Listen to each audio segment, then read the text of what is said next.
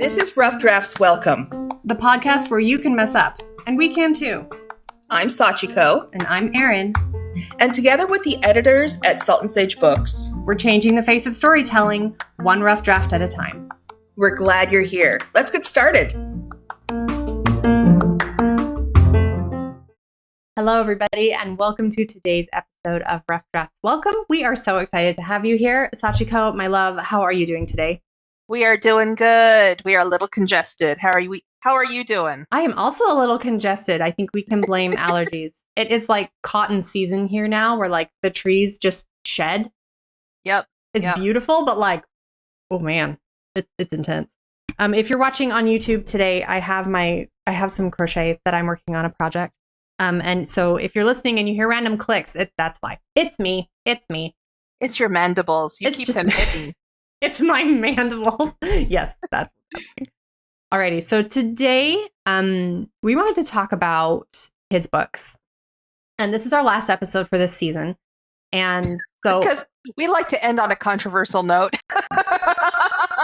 Who are we if not controversial conversationalists?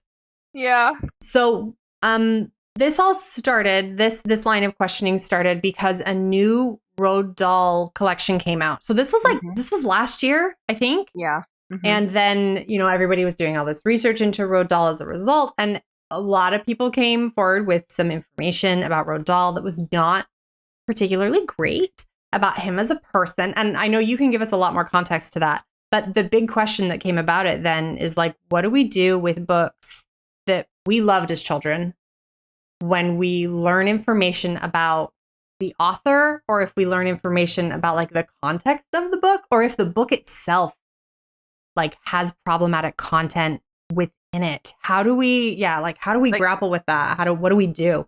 So that's the big question, and it's a big question. So take it away. It brings us into it. Okay, this is how our company got involved, y'all. This is how Salt and Sage, and then us personally, and me as a sensitivity reader, is because this became another volley in the whole culture war that, they're going to cancel your favorite children's books because of woke. And there was a whole lot of, who's going to take away your stuff? The sensitivity readers, that's who. And censorship. Right. And so there was a whole flurry in the media for those who read media and those who read media about books, about what does a sensitivity reader do, which was why we always lead out with reassuring people that a sensitivity reader is here to help. A sensitivity reader is not in charge of your stuff. We're not gatekeepers. We don't take anything out of your manuscript. We're not taking a black Sharpie and blacking out sections that we find problematic. That is not what a sensitivity reader can do. A sensitivity reader is going to tell you why something could be harmful to somebody and to whom and why. And I'm repeating myself. And then you get to decide what stays in your book. So the people who are deciding what stays or goes in a Roald Dahl book are the people who own the rights to that book. And they're not sensitivity readers. They are publishers. I can't speak to whichever editors they got to make changes in Roald Dahl's manuscript, but it's not a business model that we are at all familiar with.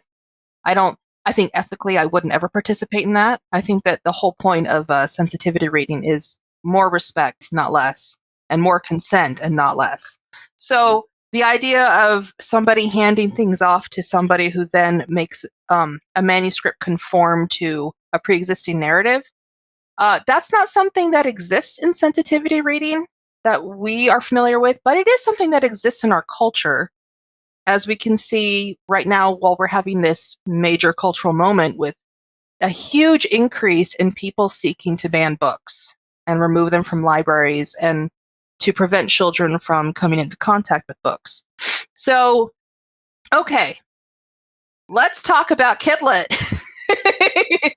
Here's what's really hard about Kidlit, okay, is that most of it is fueled by nostalgia, and nostalgia, by its very nature, is not about rational thinking. Nostalgia is all about whatever makes us feel safe based on where we've been before.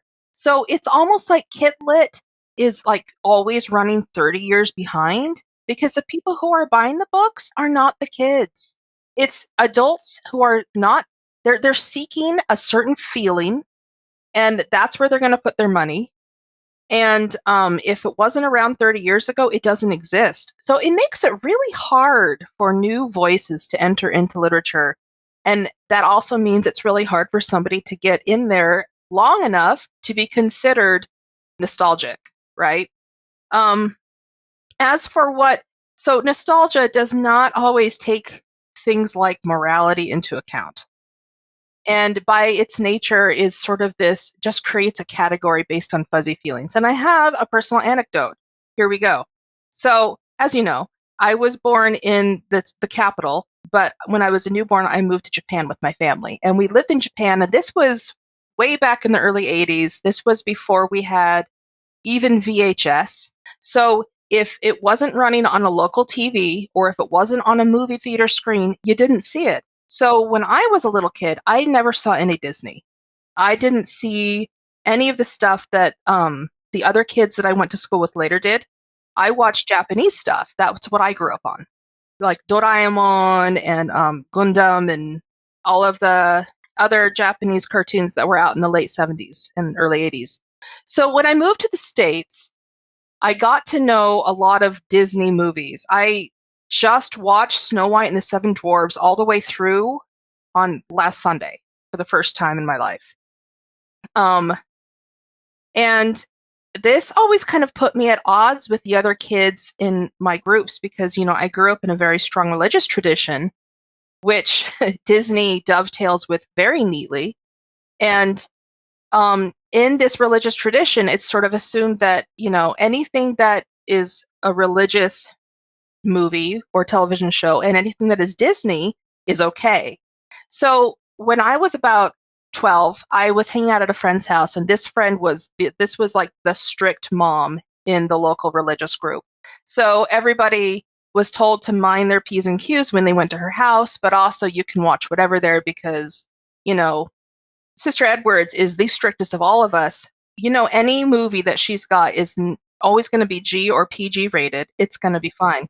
So my friends put in Chitty Chitty Bang Bang, which I'd never seen before.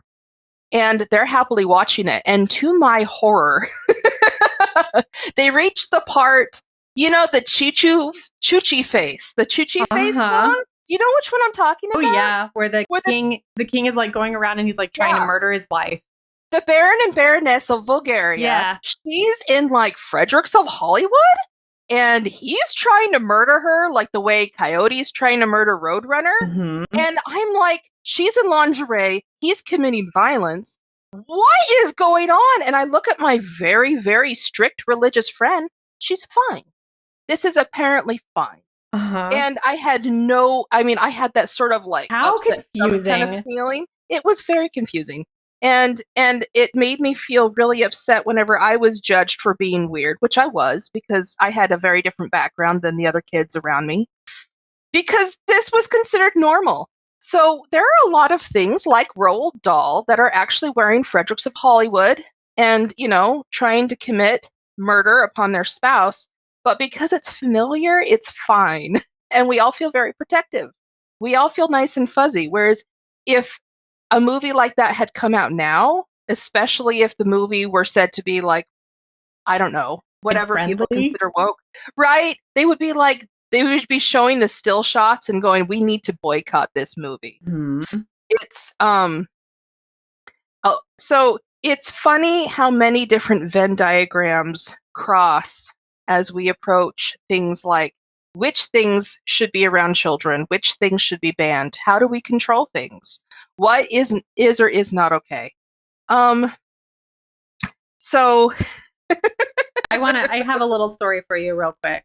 Please tell me the story. So I was raised in the same religious tradition as you, and my parents were the very strict ones. Like we were the house that had everything was on the up and up.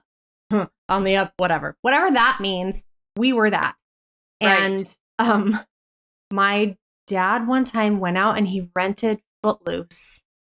And I was like 10, which means that we ranged in ages from 10 to then 1. So we had a lot of very young children. And my dad showed us the movie And there's a shower scene where you see Yeah. some bottoms. And when I tell you, my dad like probably jumped out of his skin to try to cover the TV, to try to fast forward it. And my mom is there like, what did you bring into our home? And like, we had to have conversations for like weeks afterwards about what is pornography and what is appropriate and what Spiritual impact statements. Oh my gosh. But like the fact that they made such a big deal out of it is why I remember it. I think if they'd just been like, oh yeah, that part's in here, fast forward it wouldn't have been such a big deal. But my point being that the same thing that like nostalgia colors things, that you remember the feeling from it, you don't necessarily remember, oh, I forgot that was in there. And I think we've all had that moment where we've gone back and reread something or rewatched something or listened to music again and been like, oh. We've heard a lot of people from our generation go, well, I watched Back to the Future again, and yeah, I've had that moment a lot of which things aged well and which things didn't, based on how they fit with my current morality and like our current cultural sensitivity. Yep. Yeah. So I think what's funny about this is that the tension between what adults are looking for in kids' books and what kids actually love in kids' books. And I think Roald Dahl is a great way to show that what do adults love? Adults really love clear-cut good and bad. Adults really love heroes and villains. Adults really love a very clear ending. And yet, what is Roald Dahl? Roald Dahl is none of those things. Roald Dahl does not have a wonderful, comfy feeling and a good aesthetic. Roald Dahl is rancid. And kids love rancid. Like, kids want to be able to read something and become feral little goblins. Yes. I mean, this is why, like, Captain Underpants.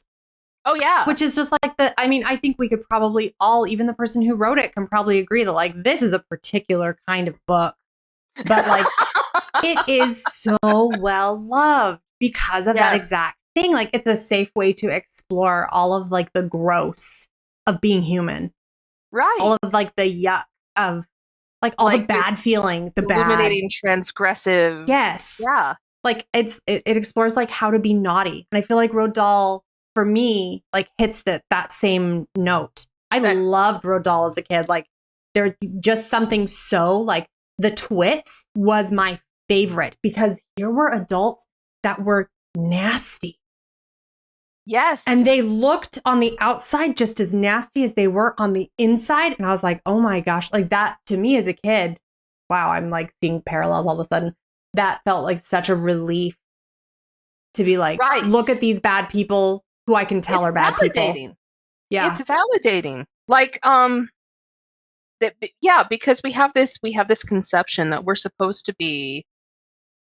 Okay, well, here's a quote. Bruno Bettenheim in 1976, he's a psychologist, or was. The uses of enchantment, and he is talking about the way children's literature and morality should be used. And he says, ambiguities must wait until a relatively firm personality has been established, which is pretty much exactly what everybody's proceeding on now, especially when they're thinking, I've got to ban a book if it mentions something I don't agree with, or if it's read to my children by somebody I don't agree with.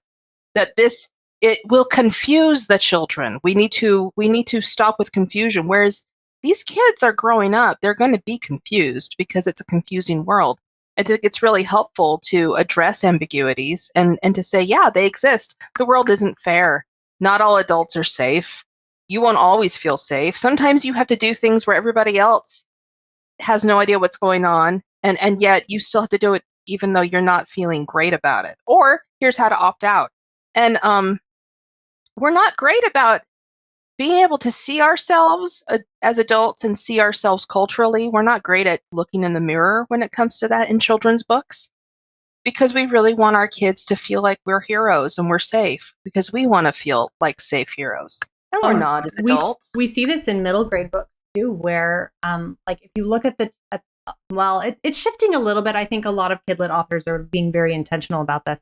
But if you look at the role of adults as you move through the age spectrum in books, like in kids' novels, adults are almost universally helpful. In middle grade novels, adults continue to be helpful, but they can have one or two flaws. In YA novels, you have adults who are trash. It's like the Who are teenagers are literally the antagonists. right. They become the bad guys in teenage Right. books because the teenagers are kind of realizing, like, hang on, adults don't know everything. And then when you look in adult novels, you have a wide variety of like the human experience. But yeah, as children, we want like so much the of morality of differentiation. Yeah. Yes. It's not comfortable for anybody. Hmm. and yet it's so necessary. So we have a friend in common who used to participate in a workshop for helping people to write children's literature. This isn't. I'm about to give an illustration of. I'm that this is how strongly we feel about trying to tell kids how to be good people.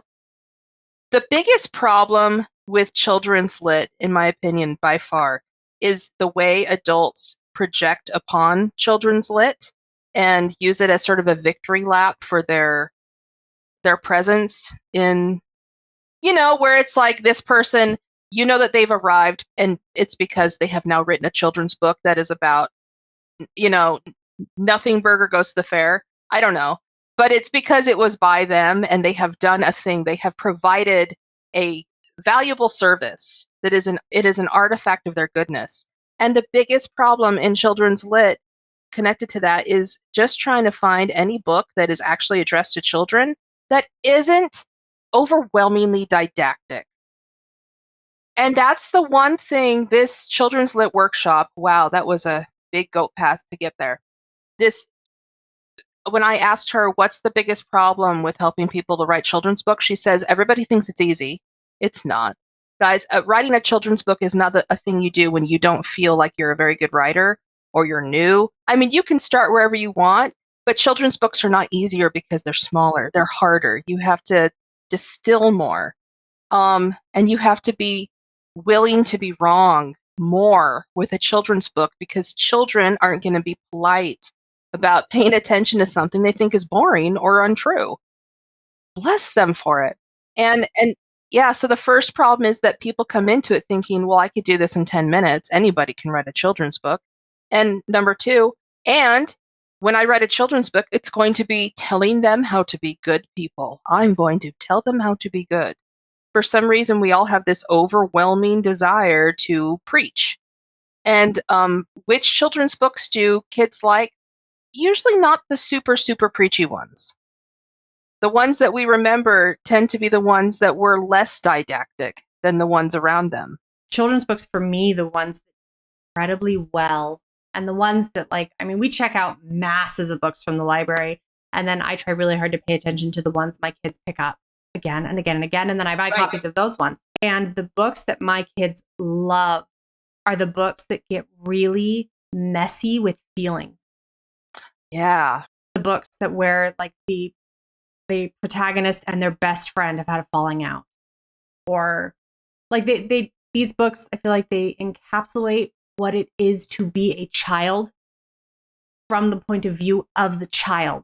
Because children are in constant conflict with everything. Yes. It is constant conflict. How can we possibly help them to negotiate the constant conflict with 12 different books all based on, isn't this a nice garden? Look at this pretty tree. And that's what a lot of the bulk of children's books are built to just create this.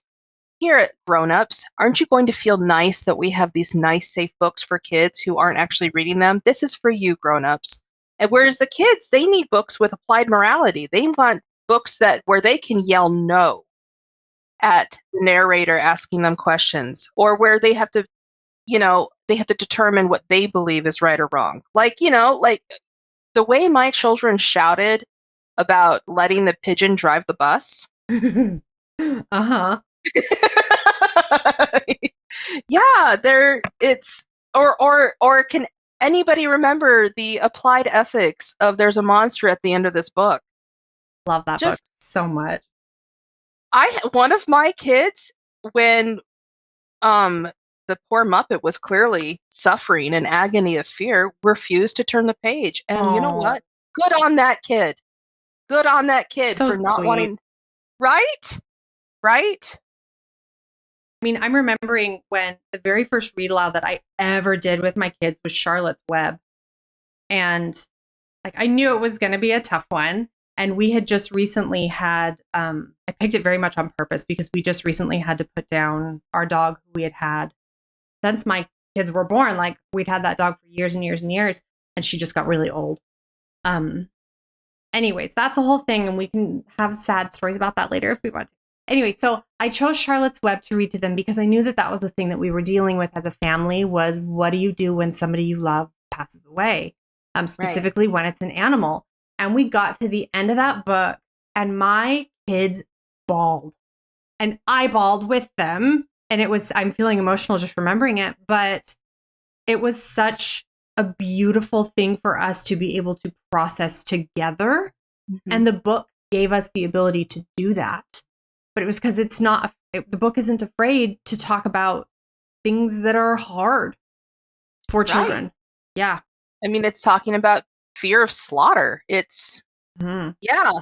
I mean, so this nature of nostalgia is, I mean, I am definitely not saying, because it's feelings, so therefore it's irrational and therefore it's silly. No, nostalgia is why we do stories. It's why it is so important to have good representation in stories because everybody deserves to have that moment of feeling safe in a story, of feeling seen, of feeling heard, and knowing how to proceed with their life. Everybody should be able to have that. Amen. Agreed. Yeah. But it means that no children's lit is really value neutral. And here's the hard part for those of us in the various intersecting Venn diagrams of, well, shouldn't children's books represent a certain kind of morality, and shouldn't they help children attain a certain kind of morality? And shouldn't we have freedom to have what we want, but also, there's a lot of different approaches here. The really hard part is that it's really hard to find honest reviews of children's books, though. Yeah. Have you noticed that of all the genres, that children's books, besides the whole tussle of for whom are these books being written? Maybe not kids. And for whom are these books being banned? Probably not kids. That it's also not reviewed for kids either. That it's just this big ideological battlefield in a lot of ways. Yeah. Yep.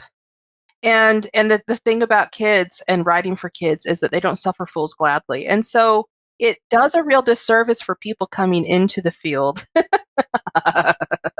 to think that this is going to be the soft and easy route to create something and be seen as virtuous for it. Oh, there's there's a quote. I wish I could remember who said it, but it's like, if you want to write something that is easy, write for adults. And if you want to write about something that is difficult, write it for children. Yes. So what do we do with the difficult kids books? Okay. All right. First of all, I think it's really important to just get out there and actually read books instead of reacting to them. Preemptively. Instead of there's a lot of books that are being banned where in the forums, when they ask people why they are seeking to have a book removed, they ask them if they've read it. Most people haven't even read the book yet. Yeah. Do books the kindness of perhaps reading the things so that you can hate them with specificity. I don't know. Whatever you want, but at least do it with specificity. Well, I mean, I don't disagree with you. Like, to hate something just for the sake of hating it, to me, feels boring. Well, and the big elephant in the room for me when it comes to talking about kid lit, where we worry about what children are exposed to. No library book is going to have the impact on anybody's child that the internet's going to have. If your kid can access the internet, and I am not at all saying, so therefore make sure that you take screens away from your kids. I don't take them from mine. I think that they need to learn how to function in a world with the internet. I'm fine with other people disagreeing with me, but if children who can watch TV and get on a computer the books are probably going to be the least intrusive thing that they're going to experience and the least confusing. Also, the most confusing thing a kid's going to experience is probably just going to be life and the conflicts that come with it. So, yeah. So think about your own nostalgia and what it is you want, what kind of nostalgia you want to impart to your kid, and try to incorporate some new people that you can have as nostalgic favorites. Oh. I think that's been the hardest part for people.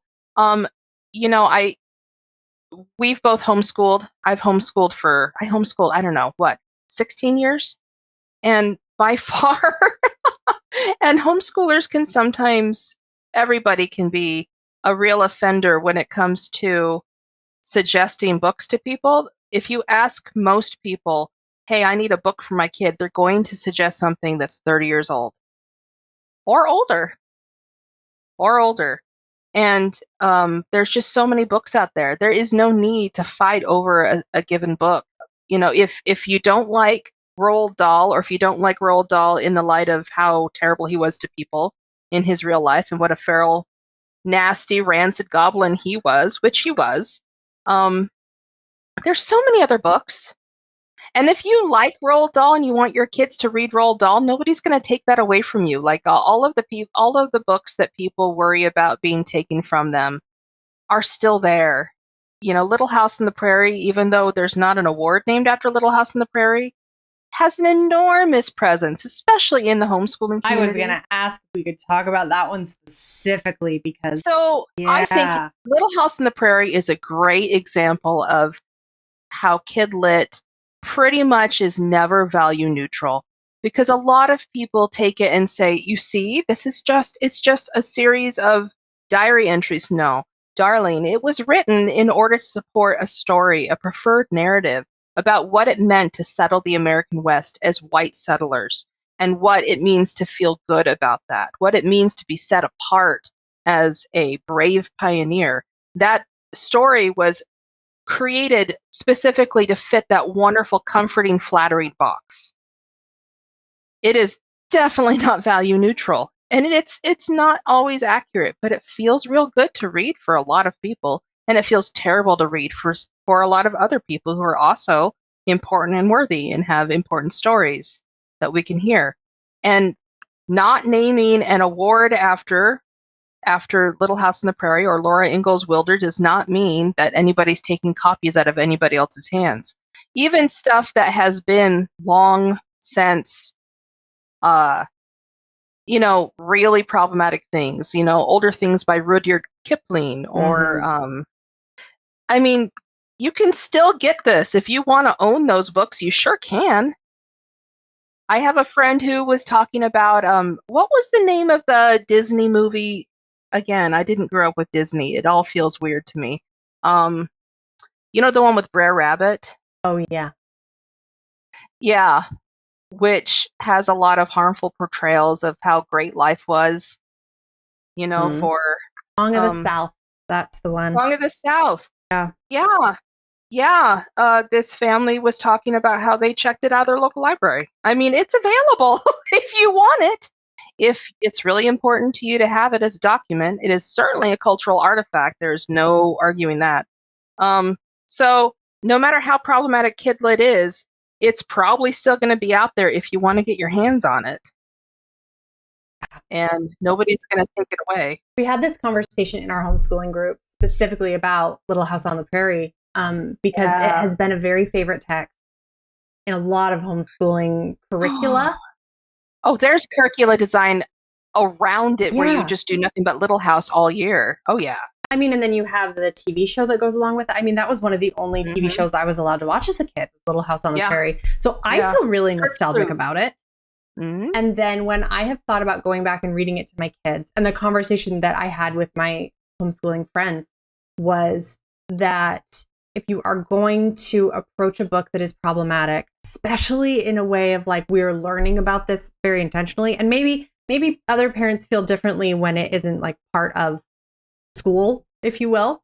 But in my experience, if you're going to approach or include a book that has problematic aspects to it, especially if you're going to do it in an educational setting, I think it's really important to broaden your awareness of the literature that has happened since then in a similar vein, and to also make sure that you are including moments as you are, especially if you're doing like a read aloud to your kids, moments where you read what is written and then you pause and you say, do you see what they just said about Native Americans?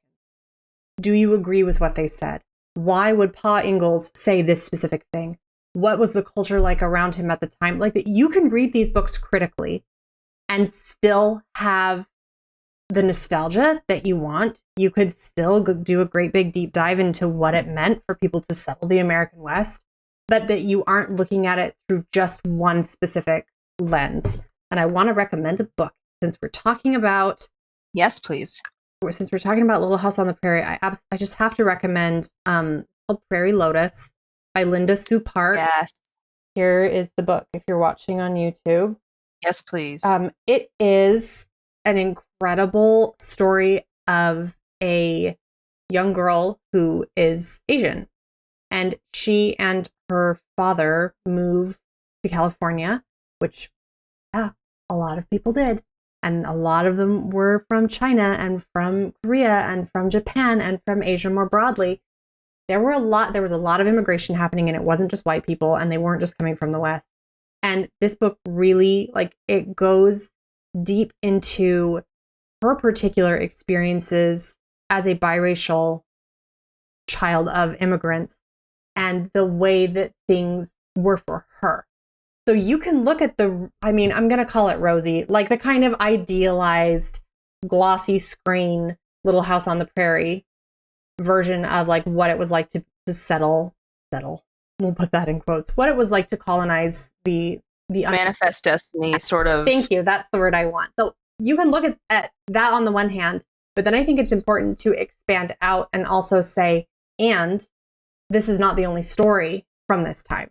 This is not the only thing that we know. We also know that it was really difficult for people of color. And we also need to look at what was this like for the Native Americans who were already occupying and living in those spaces and had been living in those spaces for generations and generations and generations. Like, you can still have those books that you're nostalgic about and look at the broader picture. And for me, that's where I think we fall down often, is we just want the nostalgia. We just want the shiny. We don't want to have to like dig deep into it and figure out the bits that are uncomfortable. We don't want to look at that.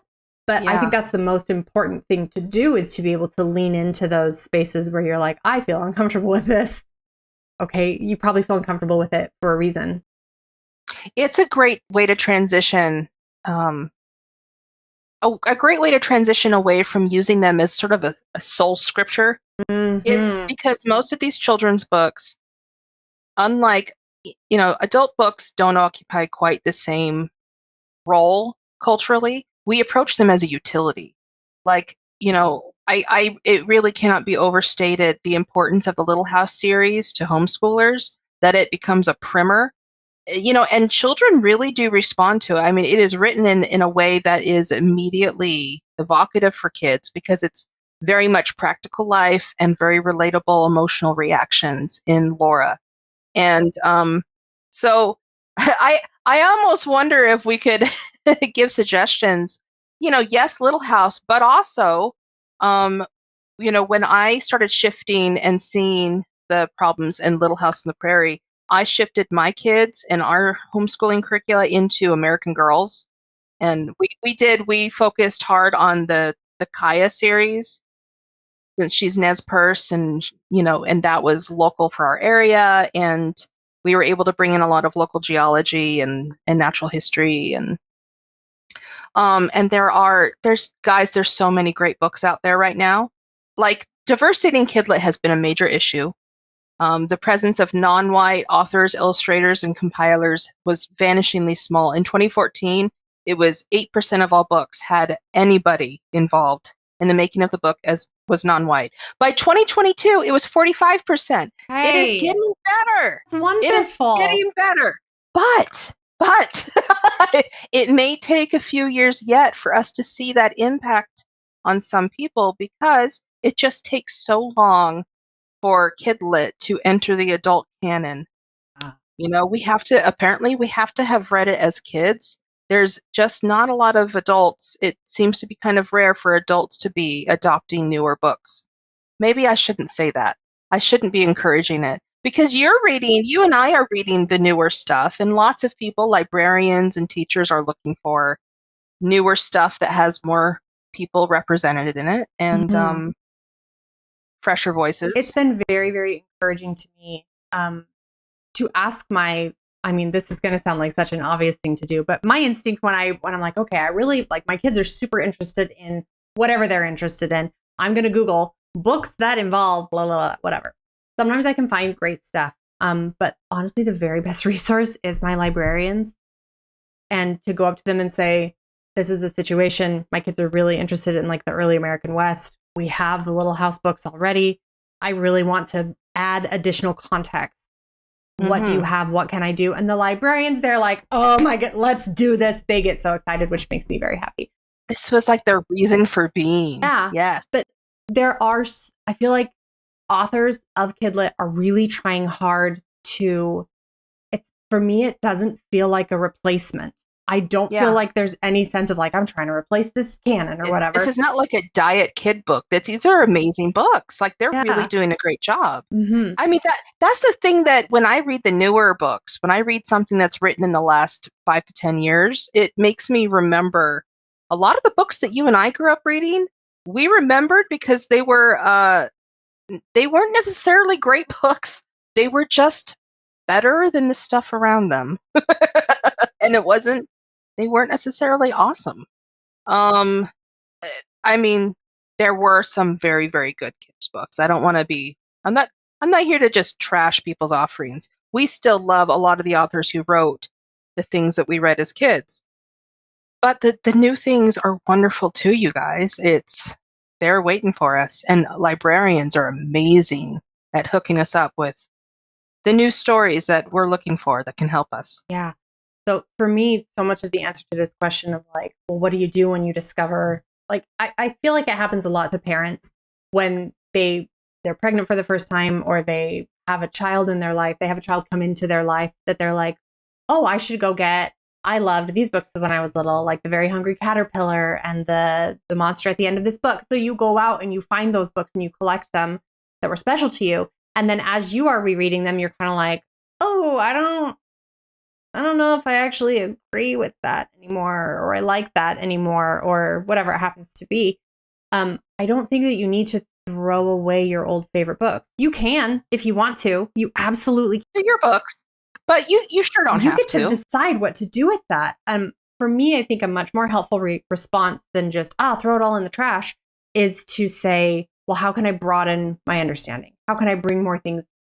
How can I add more to this conversation so that I understand better, but so also that my children have a wider variety of experiences and voices represented in the world that we are building with them through literature. And I think it's really important to, and I know not every parent takes this approach. I know a lot of parents take a much more didactic, you must read the classics, you must eat your vegetables kind of reading approach. But, in the course of my 7 kids so far, saying, here is a book that I loved, here, read it, has pretty universally resulted in a kid going, ew.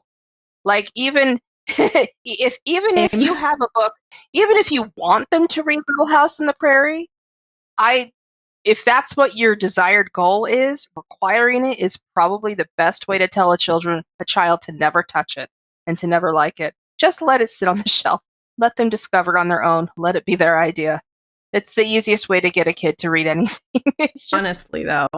Honestly. Yeah, I mean, children are amazing at defeating all of our illusions of what we can decide the world will be for them, and what their experience will be in the world. They are the mice and the men within our plans. I know. They gang after Glay. So let them go, and letting kids just sort of free roam through the pasture, through the meadow of a children's book section is a fantastic way to see, okay, this is kind of where they're going. Maybe I can offer something that has a few of the same vitamins in it. Um, yeah, It feels yeah, to me like really what we're saying here is it's an invitation to anybody who is providing literature to children or reading literature to children or obtaining literature on behalf of children to do your own work in being educated around what might come up and then be prepared to have those conversations with the kids you are around. And yeah. that can be, I mean, that sounds like such a simple solution, but It like that sounds can be like such really a real hard. tough cop out for a lot of people because a lot of people are like, well, I can't set my kids free in a library section. What if they pick up a book that is absolutely terrible? I have not had my kids ever be as devastated by a book as they could ever be devastated by a person in their life. Like, it's just not the biggest danger. If that is the biggest worry we have for our kids, that they're going to read something that changes them, then we're doing pretty darn good. Honestly, Let though, that be our biggest problem. Um, I understand yeah, that like there's a lot of fear-based stuff around. You touched on it earlier, but all around banning books, and I feel like I can. I'm not empathetic, and I'm not even necessarily sympathetic to the cause, but I feel a sense of like I can understand why people feel afraid. Especially having been raised in the religious tradition that I was raised in, I understand like the moral panic that can come up and the moral panic that can be placed into us by those communities that we're part of. And I right. remember feeling that same sense of like moral panic. And it is a real feeling that lives inside of real people. And I feel In the like, sense that we needed to change what people were yes, allowed to read in order to make them better people. yeah, that like Right, I understand how it can feel like this, like a calling almost, or like a mandate. right. Um, A I crusade, if you will. I get that. I get that. And if Yes, I mean, I we've been there. people who want to ban books probably aren't listening this far into our podcast anyway. But if you do feel that sense of moral panic around your kids, I would encourage you to just take a step back and ask yourself if it would actually be bad if your children developed more empathy for people who aren't like them. Or ask yourself, just sort of recognize, okay, there's a lot of fear here. Mm-hmm. Where's that fear coming from? Where's that fear coming from? Because nobody, I want to say, I don't think anybody should have to live in fear. I think that's a terrible way to live. And I think it doesn't produce our best selves. I think it makes us do a lot of things. We throw away things that we shouldn't, maybe, and we white knuckle things that maybe we can let go of. And I know that I was not my best self when I lived in fear and did things out of fear. So, it's yeah. I know it's hard. It's sort of like we've worked really hard to leave that mindset, and yet, having been there, we know how devastating it can feel on the inside too. So, who better than us to speak to it, I I suppose. mean, honestly, though, it feels to me like interacting with children is the fastest way to realize how much you do not know. And it is the fastest way to really be humbled, maybe. Oh gosh, kids are not interested in letting your ego survive anything at all. Oh, at I all. feel like, I Yeah. mean, there's this whole story about like oh, you're going to know exactly what I'm referencing. Please roll your eyes with me because this is absolutely a church story, but I find it to be a good one. The whole idea that if you have a tree with very shallow roots, strong wind is going to blow it over and uproot it. But if you have a tree that can bend in the wind, or it's not even shallow roots, it's if you have a tree that is very rigid, that cannot bend, that has no flexion to it, then the second that a storm comes, that tree is going to fall over. But if you have a tree that can bend and move in the wind, then it's going to survive those storms. And that is very much how I have felt in my own parenting journey and thinking about Kidlit and what I want my kids to read and the sort of people that I would really like them to grow up to become, is that I have had to bend more than I thought I would. And I'm really grateful for it because it has moved me to a Yes. place now where my understanding of the world around me is so much richer and deeper and more, it's just more beautiful. It's harder too in some ways to not see the world in black and white like I did when like how I was raised. but it's so much more. I mean, you're coming out of a monochromatic world and you're moving into a space where a rainbow exists. And the way that literally colors everything around you, it's hard, but it's worth it, I feel like. Yes. I think for me, the crucial step in getting out of that space, the black and white morality space, and applying it to not only books, but to the children themselves, is that it's okay for imperfection to exist, that every child's book is not meant to be the paragon of an academic or moral effort. Every child does not have to be that. Every child doesn't have to be that in every moment. Children are allowed to just screw around too. Children are allowed to just have silly stories too, just like adults can have silly stories or have silly time. We are allowed to have that. Not everything has to be amazing. And just because your kids love to read Captain Underpants or they think fart jokes are the pinnacle of comedy does not mean that they will be there forever. Like, you don't have to assume that, oh, my kid is just such a bad like, you don't have to go there. Your kid is allowed to like Captain Underpants, and they're even allowed to like Captain Underpants for years. That's okay. And we're allowed to like Roald Dahl. It's okay to read. Yes, it's for some people it will be too much Rancid Goblin, and I completely understand why. I remember as a kid feeling like Roald Dahl was I needed to read Roald Dahl as a palate cleanser sometimes to remember, life is not fair, and this guy sees that. And then after a while, it just got to be too sad, and it was too much.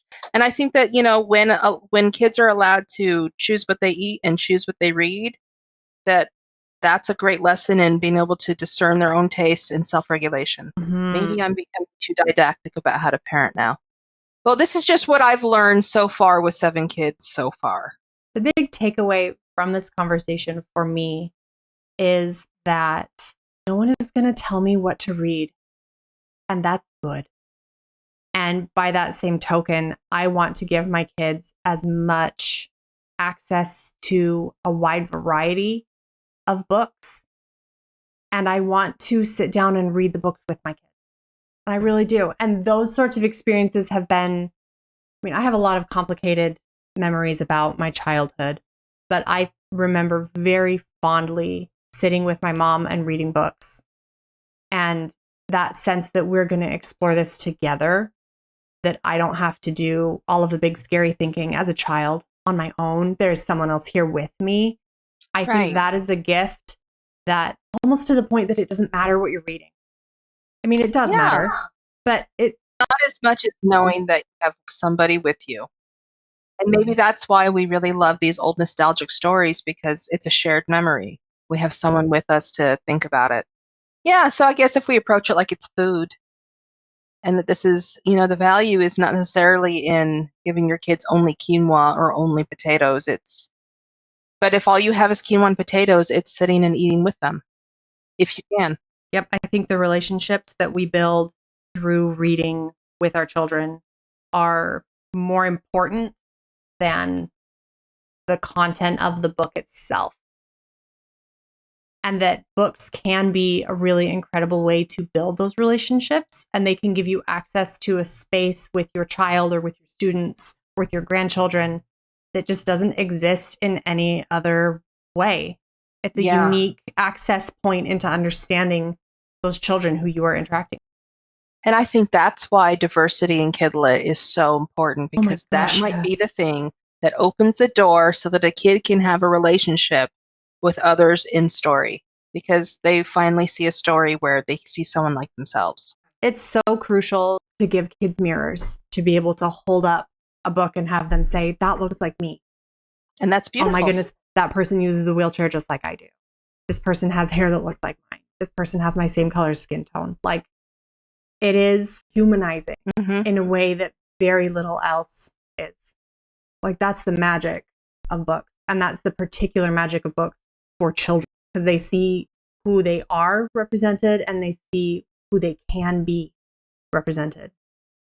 Okay, was there anything else you wanted to add? That's we do need to wrap up. We're at time. We're good. Thank you so much. we are going to take the summer off. We need a break. And so you are so welcome to go back. Please re-listen to all of the other episodes that we put out. We have a lot of them. If you finish all the podcasts or you've been following along this whole time, you're amazing. High five through the internet. And if you are ready to hire a sensitivity reader or an editor, we have some of the very best in the business. You can find us at www.saltandsagebooks.com. You can find us all over social media. And if you want to really dive deeper into your own particular writing journey, we also have courses that are available. And we also have our Incomplete Guide series that are really helpful for if you're just starting to learn to write diversely. And if you want to include more perspectives other than just your own in whatever it is that you're working on. Okay, so that is the end of this season. I can't believe we did it, but we made it through. Woo! We plan to be back in September with season 2. Thank you so much for listening. We have loved having you, and give us, comment, make us feel good about ourselves. It's just been great to be able to talk to all the people meeting us through the internet. Okay, thank you all so much for being here. Bye. Bye.